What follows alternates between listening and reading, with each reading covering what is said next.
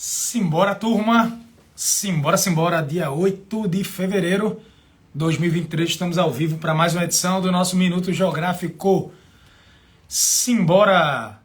Acordem aí, 6 horas e 35 minutos da manhã, fuso horário de Brasília. Quero falar sobre duas temáticas aqui com vocês no dia de hoje. Essa primeira temática envolvendo Turquia e Síria. Tem muita coisa para a gente falar aqui, mas eu prometo ser breve, até porque eu tenho aula logo mais. Tenho que levar as meninas também. E falar também sobre a China. Vamos embora falar sobre esses dois pontos aqui com vocês. Vamos entrando. O ponto mais rápido, eu vou começar dizendo para vocês. Eu falei para vocês na semana passada sobre esse balão chinês que estaria sobrevoando o território americano. E também a Colômbia também relatou que teria um balão chinês por essa região. E a China admitiu que o balão realmente é um balão chinês, mas disse que não se trata de um balão espião.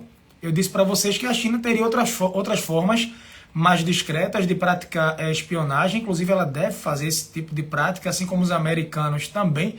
Mas o que ela disse é que esse balão é usado para testes de voo. Seria um objeto civil, não é um balão militar, para testes de voo. Mas aí os americanos derrubaram, disseram que não vão entregar os resquícios, os artefatos, e a China considerou um incidente diplomático de alto nível. A China declarou que é um país responsável. Qual é a opinião de vocês, hein? A China disse assim: a China é um país responsável que respeita rigorosamente o direito internacional, tá? Aí criou-se essa crise, enfim, muito forte, mas eu não acredito. Quem quiser saber minha opinião sobre esse balão, assista ao Minuto Geográfico anterior, tá bom? Tranquilo? Só pra gente terminar essa história, porque a história do balão já era. Agora vamos para a próxima pauta. Quem quiser se aprofundar sobre a questão do balão, volta para o vídeo anterior depois desse minuto aqui ao vivo. Pessoal, seguinte, a imprensa de alguns dias para cá vem noticiando um grande terremoto, um terremoto significativo que atingiu a região da Turquia e também da Síria. São dois países abalados por uma grande crise de refugiados, com grandes divisões internas, e no caso da Síria, a Síria enfrenta mais de 10 anos de guerra civil. Deixa eu até tirar aqui os comentários para que a gente possa se concentrar. São mais de 10 anos de guerra civil. Só para vocês entenderem, todo santo dia acontece terremoto.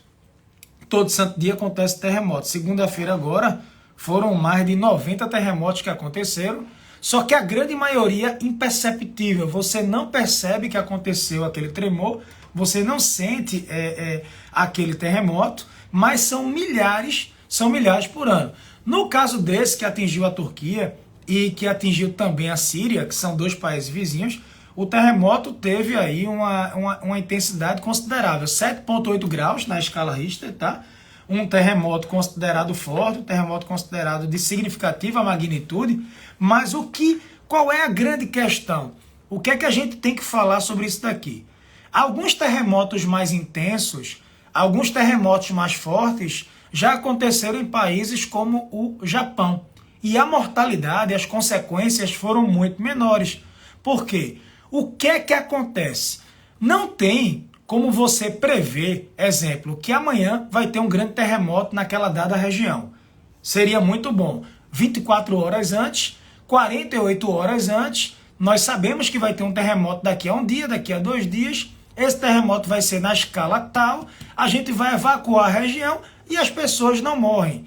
Seria algo simples, seria algo mais fácil, mas isso não acontece. Você pode ter aí uma noção de alguns minutos, e aí resultado, sempre vai ser, de certa forma, uma surpresa. Agora, surpresa entre aspas, porque a Turquia é um país tectonicamente instável. A Síria também, pela questão da movimentação, do encontro de placas tectônicas, presença de fendas, de fraturas, de falhas geológicas ali naquela região da Anatólia, da placa da Anatólia, tá? Mas o que é que acontece? As placas tectônicas se movimentam, tá? formam o que a gente chama de litosfera. Por baixo da litosfera, abaixo da litosfera temos o manto, na sequência nós temos o núcleo interno, núcleo externo, enfim. As placas tectônicas se movimentam, estão assim fragmentadas em várias placas, algumas menores, outras maiores. Então você tem instabilidade e, no caso de alguns países, a instabilidade acaba sendo, falando a grosso modo aqui, resumidamente, sendo maior. Mas aí o que é que acontece? Veja, a Turquia passa por uma divisão política interna forte e a Síria também. Vou tentar falar de cada caso aqui com vocês. Primeiro ponto, Síria é um país em guerra. Vocês devem lembrar de um evento chamado de Primavera Árabe. Primavera Árabe foi um conjunto de manifestações populares, foi um conjunto de revoltas, e essas revoltas levaram à derrubada de alguns governos ditatoriais que já estavam no poder há décadas. Alguns dinossauros políticos do mundo árabe foram derrubados. A título de exemplo, o presidente da Tunísia, o Ben Ali, foi derrubado depois de 20 anos no poder. O presidente do Egito, o Hosni Mubarak, foi derrubado depois de 35 anos no poder. E houve o caso também, vou dar um terceiro exemplo, do presidente da Líbia, o Muammar Gaddafi, que foi derrubado depois de 40 anos, quase 45 anos no poder. Então, a Primavera Árabe, manifestações que começaram de maneira pacífica, algumas acabaram descambando para violência, mas houve um resultado na derrubada de alguns ditadores. No caso da Síria, a população passou a protestar também contra o presidente do país, o Bashar al-Assad. A família de Bashar al-Assad já governa a Síria há um bom tempo. O pai dele era o presidente da Síria. No contexto da Guerra Fria, nessa transição aqui para nova ordem mundial, década de 90, anos 2000. O pai dele veio a falecer e quando o pai dele morreu, quem assumiu foi o Bashar. Foi o Bashar al-Assad e ele é presidente desde a época ali de meados do ano de 2000, ou seja, ele é presidente aí há quase 22, 23 anos no cargo. Resultado, a população fala de corrupção, a população fala que a comida por lá é muito cara, a população fala do alto custo de vida, inflação, desigualdade e outras coisas também. São 12 anos de guerra. A população tentou derrubar Bashar al-Assad, não conseguiu, mas o país ficou fragmentado. Se hoje você for para a Síria, se hoje você viajar para a Síria, você vai perceber que algumas áreas da Síria são dominadas pelo governo de Bashar al-Assad, e outras áreas são dominadas por grupos paramilitares, por grupos rebeldes e até mesmo grupos terroristas, a exemplo do Estado Islâmico. Pois é, algumas cidades da Síria foram transformadas em pó, terra arrasada. 12 anos de guerra. Só para dar um dado a vocês, para quem gosta de dados aí, 95% das famílias sírias, quase 100%, eu acho que esse restante dos 5%, são pessoas ligadas ao governo, só pode, vivem na pobreza. E desse total dos 95%, 55%, um pouco mais da metade, sofrem algum tipo de quê? De insegurança alimentar. Para quem gosta de dados também, para a gente comparar a título de Brasil, o preço médio da cesta básica, o preço médio de uma cesta básica na Síria hoje, custa R$ 734. O equivalente a R$ 734. 90% acima do valor registrado há um ano atrás. A cesta básica aumentou em 90%, ela custa mais de R$ 700. Então, país em crise. Outro dado também para vocês sentirem a pressão, para vocês entenderem. Quem me acompanha há um tempo sabe que a gente visitou a fronteira da Síria e eu mostrei para vocês na época a realidade. Já estava acontecendo uma guerra.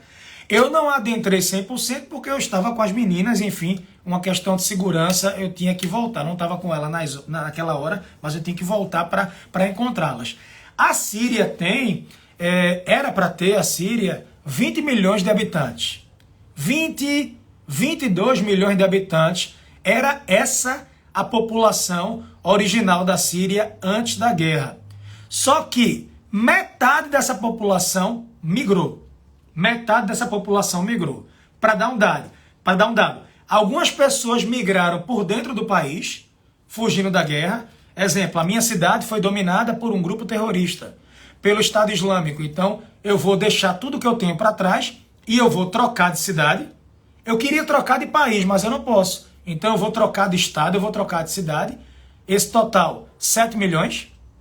7 milhões de pessoas trocaram de cidade, trocaram de estado, certo? E 6 milhões de pessoas mudaram de país. Faz uma conta comigo. A Síria tinha 21 milhões de habitantes. Desse total de 21 milhões, 6 milhões saíram da Síria. Fugiram. Nós damos o nome refugiados. E, além dos 6 milhões que saíram da Síria, 7 milhões se deslocaram dentro da Síria, fugindo da guerra também. Deslocados internos.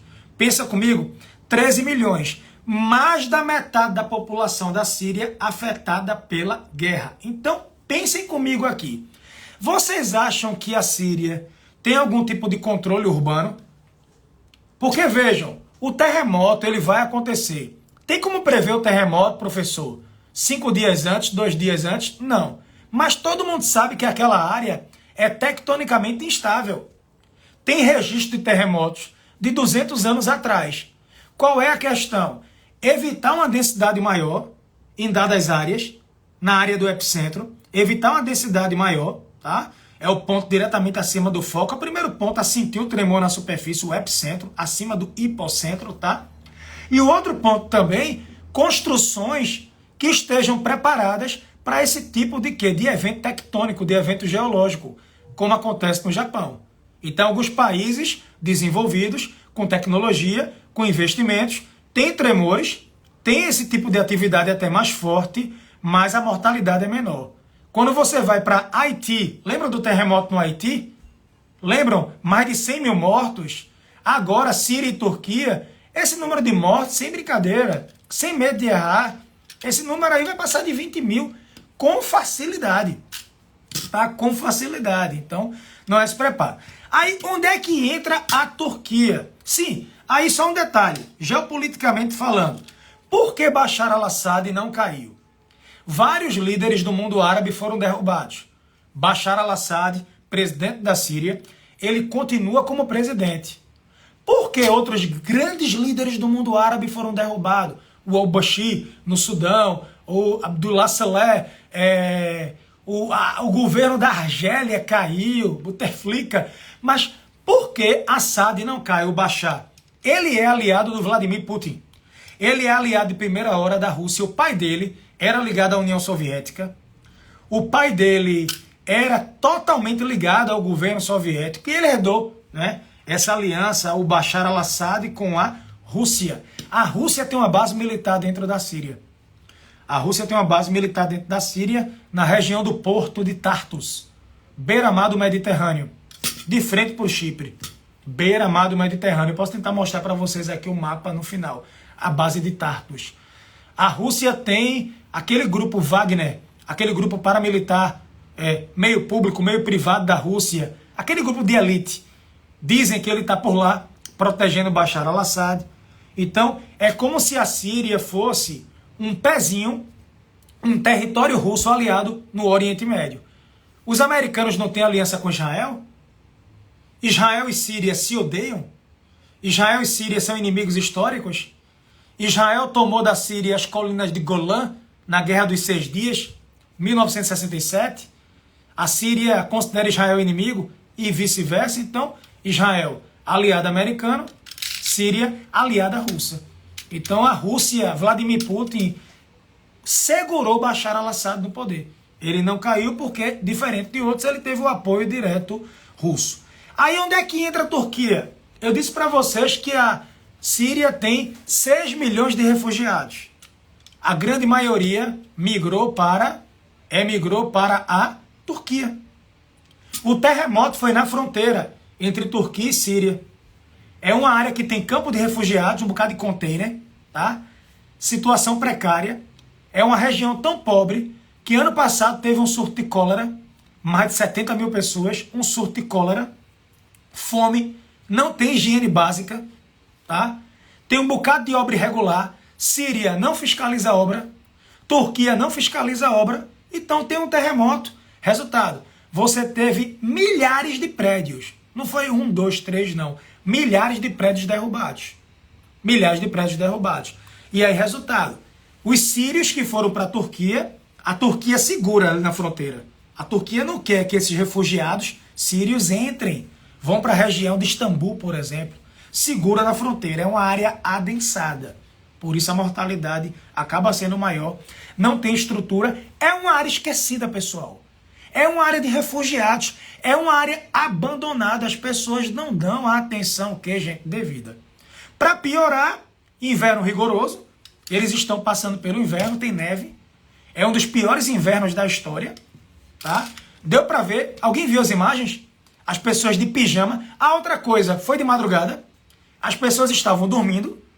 Muita gente morreu. Já estava deitada na cama, caiu tudo, morreu ali.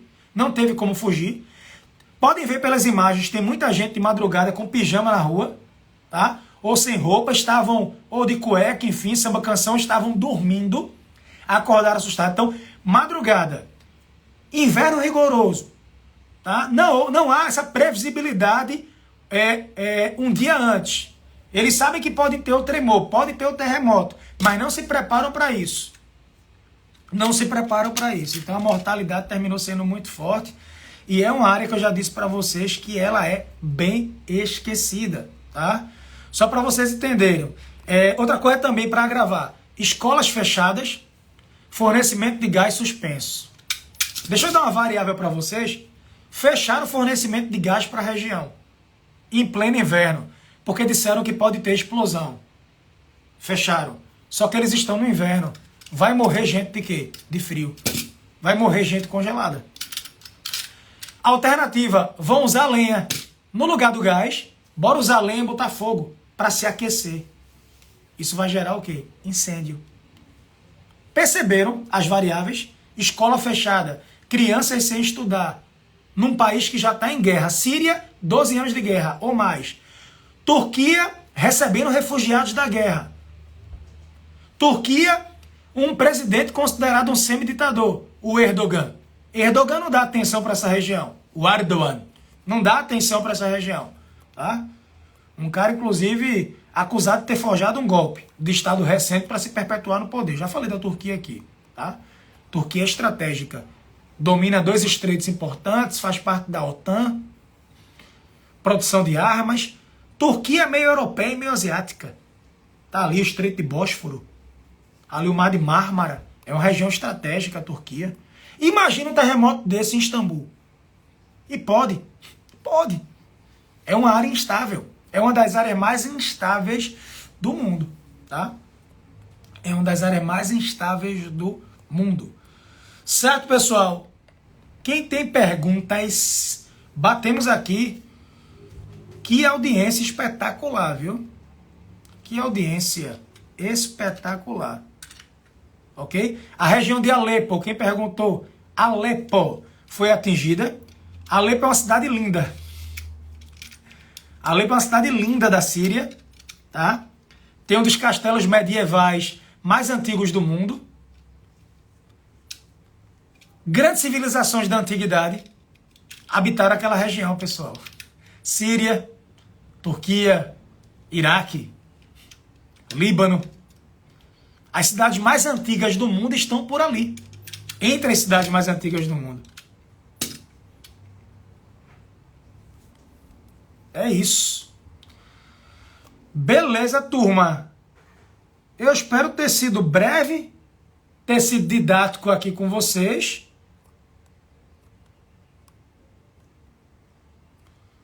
Tranquilo? Um terremoto desse no Japão, a mortalidade seria menor. Em países pobres e em guerra, como Síria, Turquia, que às vezes é tida como emergente, mas a Turquia está numa crise. Moeda turca derreteu. Grande intervenção estatal. Gasto público da pior forma possível. Escândalo de corrupção. Mas a pior situação é da Síria. E provei aqui, mais da metade da população se deslocou ou dentro do país ou para fora. É caos. O que é que eles podem fazer? Se não tem como prever um terremoto 2 dias antes, mas você sabe que aquela área é uma área de tremor, é uma área que tem terremoto, de pequena, média e grande magnitude, investir em construções que sejam o quê? Adequadas. Ocupação do espaço urbano da melhor forma possível. Beleza, turma? Quem puder, me faz um favor, YouTube, deixa um joinha, deixa um comentário. Vocês aqui também do Instagram, um joinha, um like, um comentário. E compartilhem quando eu postar agora no feed, bateu? Tranquilo, turma. O Brasil soltou uma nota de solidariedade. O Brasil pode ajudar. Enviando tropas de salvamento. O mundo inteiro se mobilizou, até a Ucrânia, que está numa guerra feroz contra a Rússia. Sim, dá para se solidarizar e continuar olhando para dentro, para o próprio país? Dá, gente. Uma coisa não anula a outra. A gente pode ter solidariedade pelo que aconteceu na Turquia e tratar dos nossos problemas internos. Nossas mazelas, nossas catástrofes. O Brasil tem suas catástrofes internas diárias, nacionais, diárias. Sim. Mas dá para fazer as duas coisas. Tranquilo, turma. Valeu, saúde e paz. Beijo, paz de Cristo para todo mundo aí. Quem puder, engaja aí o professor, prestigia. E vamos embora. Ah, deixa eu mostrar o mapa. Pera aí. Tem gente ao vivo aqui ainda? Deixa eu mostrar o mapinha. Bem rapidinho para quem ficou. Quem vai assistir gravado depois. Tá? Deixa eu tentar mostrar aqui. Pera aí, tá? Pera aí. Pronto. Estão vendo a Síria, Turquia. Terremoto foi na fronteira. Tá vendo? Aqui nessa região, nesse estado. Essa fronteira aqui. Então, os refugiados sírios vão para a Turquia. Maioria dos 6 milhões. Mais de 3 milhões foram para a Turquia. Então, essa área aqui é muito pobre, cheia de refugiados. Foi onde teve terremoto. E por aqui fica a base da Rússia, na Síria, Tartus. Fica de frente para o Chipre. O Chipre é da União Europeia. O Chipre tem base americana. E aqui tem uma base russa frente a frente. Uma terceira guerra mundial pode começar aqui, ó. No Mediterrâneo. E aqui está Israel. Beleza?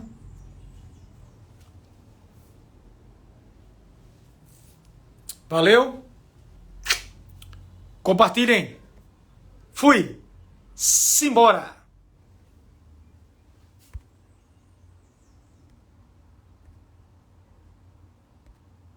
Deixa eu tirar aqui.